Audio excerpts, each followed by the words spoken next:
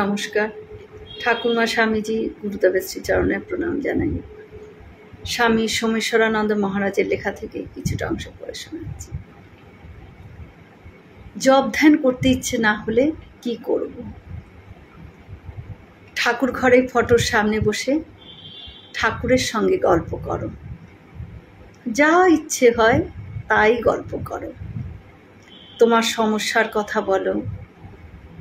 যদি ইচ্ছে হয় জোরে জোরে করেই বলো, আওয়াজ করে বলো, বা একদম ইয়ার দোস্তের মতো করে গল্প করতে থাকো। মোট কথা, নিজের মনটাকে খুলে কথা বলো।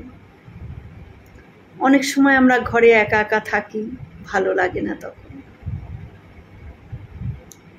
তিনি বলছেন, একটা কাগজ আর পেন নিন, মাকে চিঠি লিখুন। মাকে চিঠি লিখলে তার মধ্যে একটা অদ্ভুত আনন্দ, অদ্ভুত অনুভূতি, অদ্ভুত শান্তি পাওয়া যায়। যা মনে হয় তোমার অন্তরের কথা, প্রাণের কথা খুলে মা শারদাকে চিঠি লেখো। আমরা আরেকটু যদি আধ্যাত্মিক অনুভব করতে চাই, আমাদের যদি এটা প্রয়োজন মনে করি আমরা, তাহলে কি করব? বাড়ির বাইরে চলে যাও, কোনো ভিখারিকে ডেকে ভিক্ষে দাও। তোমার যেটুকু সাধ্য।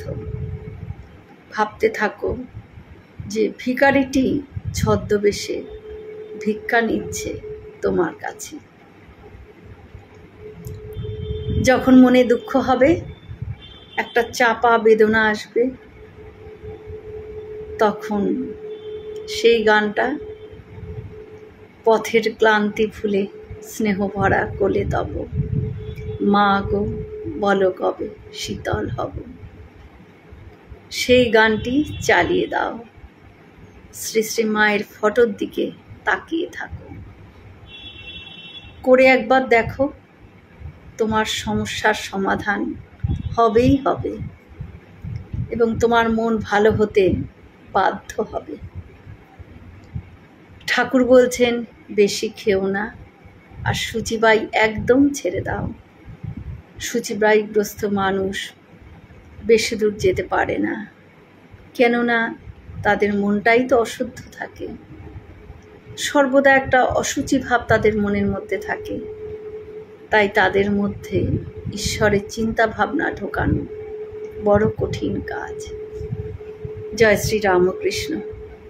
আমরা সকলে মিলে একসাথে বলি, জয় মহামায় কি জয়, জয় ভগবান শ্রী শ্রী রামকৃষ্ণদেব কি জয়, জয় স্বামীজি মহারাজজি কি জয়।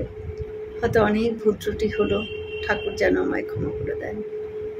সকলে সুস্থ থাকবেন, আনন্দে থাকবেন। ঠাকুর মায়ের কৃপা দৃষ্টি সকলের উপর বর্ষিত। শুভরাত্রি।